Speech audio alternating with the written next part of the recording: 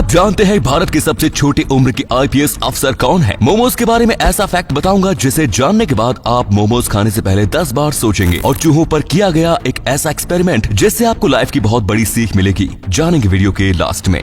Number 10, क्या आप जानते हैं कि मैरिन जोसेफ वो आईपीएस ऑफिसर है जिन्होंने सऊदी अरब जाकर वहां रह रहे एक रैपिस्ट को पकड़कर भारत लाया। जी हाँ, असल मायने में ये लेडी सिंघम केरला की डीसीपी है और इस गद्दी पे बैठते ही जब उनके सामने 13 साल की बच्ची का रेप केस आया तो ये केस मैरिन ने अपने हाथों में ले लिया। उसमें किसी तरह की कोई अपडेट ना पाकर मरीन ने इसकी दिन रात जांच करवाई और पता चला कि ये व्यक्ति भागकर सऊदी जा चुका है, जिसे पकड़ने के लिए या तो इसे यहाँ आना होगा या फिर किसी को वहाँ जाना होगा। बस फिर क्या था, मैरिन सऊदी गई और इसे घसीटकर हिंदुस्तान ले आई, जिसके बाद मैरिन सोशल मीडिया पर ट्रेंड करने लगी और लोग इनके फैन हो गए। इसके अलावा मैरिन की एक और बड़ी अचीवमेंट भी है और वो है साल 2012 में इनका यूपीएससी में सिलेक्शन, जब महज 25 साल की उम्र में ये कारनामा कर मैरिन केरला कैडर की यंगेस्ट आईपीएस ऑफिसर बनी। मैरिन ने पहले ही अटेम्प्ट पर इस एग्जाम को पास किया। बचपन से पढ़ाई में होशियार मैरिन को सिविल सर्विसेज नन्ही सी एज में ही चढ़ गया था और इसमें उनका साथ दिया उनके माता पिता ने। पापा कृषि मंत्रालय में प्रिंसिपल एडवाइजर है और मम्मी इकोनॉमिक्स की टीचर, जिनकी पिटिया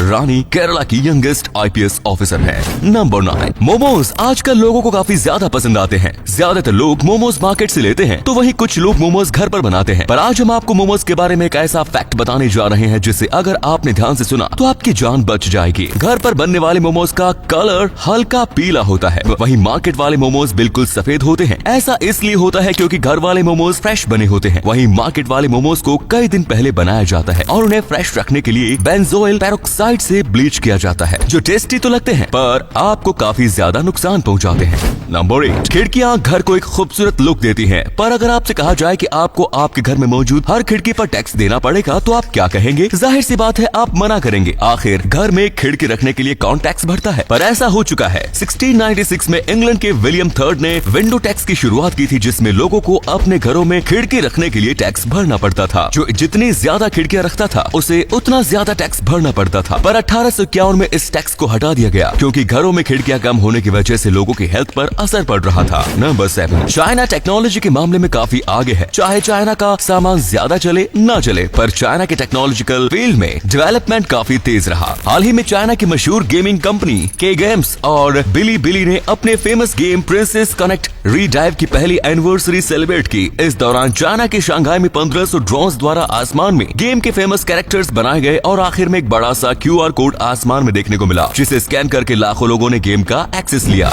नंबर 5, नेचर में लाखों करोड़ों फिनोमिनन मौजूद हैं, जिनमें से सिर्फ कुछ ही इंसानों की पहुंच में है और इनमें से एक है ब्लू आइसबर्ग। ये फिनोमेनन तब सामने आया जब पानी पर जमी बर्फ पिघलती है और एक बड़ा बर्फ का टुकड़ा जो कि पानी के नीचे दबा था बाहर निकल कर आता है। ये ब्लू आइसबर्ग प्योर बर्फ के बने होते हैं, इसलिए इनका कलर बिल्कुल नीला होता है, जो बाद में ग्लेशियर का रूप ले लेते हैं। ये फिनोमेनन कितना शानदार है इसका अंदाजा आप इस फोटो को देखकर लगा सकते हैं। ऐसे आइसबर्ग 2010 में पहली बार अलास्का में देखे गए। नंबर 4, टेक्नोलॉजी ने इंसान को इतना आदी बना लिया है कि अब बिना फोन के रहना काफी मुश्किल काम जैसा लगता है। पर क्या आप जानते हैं कि इस चीज की भविष्यवाणी 1953 में ही की जा चुकी थी? सैन फ्रांसिस्को की Pacific telephone and telegraph company के प्रेसिडेंट और डायरेक्टर मार्क आर सुलिवान ने 1953 में एक इंटरव्यू के दौरान कहा था कि फ्यूचर में लोग फोन्स को हर टाइम कैरी करेंगे। लोग एक दूसरे से बात करने के साथ साथ एक दूसरे को देख भी सकेंगे और उनकी ये भविष्यवाणी आज कितनी सटीक बैठती है इसका उदाहरण देने की जरूरत नहीं। नंबर 3, आपने गुब्बारे फुलाते हुए देखा होगा कि उन पर कंपनी का नाम या कोई लोगो बना हुआ होता है, पर क्या कभी आपने सोचा है कि आखिर इस काम को कैसे किया जाता है? इस काम के लिए ऑटोमेटिक बलून प्रिंटिंग मशीन का इस्तेमाल किया जाता है। सबसे पहले इस सर्कुलर मशीन के हर सांचे में एक एक गुब्बारा फिट कर दिया जाता है। फिर जैसे ही गुब्बारा प्रिंटिंग प्लेट के नीचे पहुंचता है तो ये मशीन उन्हें फुला देती है ताकि उस पर आसानी से प्रिंट किया जा सके। प्रिंट सूखते एक व्यक्ति उन गुब्बारों को मशीन से हटाकर आगे पैकिंग के लिए भेज देता है और ये पूरा प्रोसेस काफी तेज होता है, जिसे स्लो मोशन में ही समझा जा सकता है। नंबर 2, काफी लोगों को एडवेंचर ट्रिप्स इतने पसंद होते हैं कि वे हर साल सिर्फ उस टाइम का इंतजार करते हैं जब उनका सामना सबसे बड़े खतरों से होगा, और वो भी उनकी अपनी मर्जी से। पर कुआलालंपुर के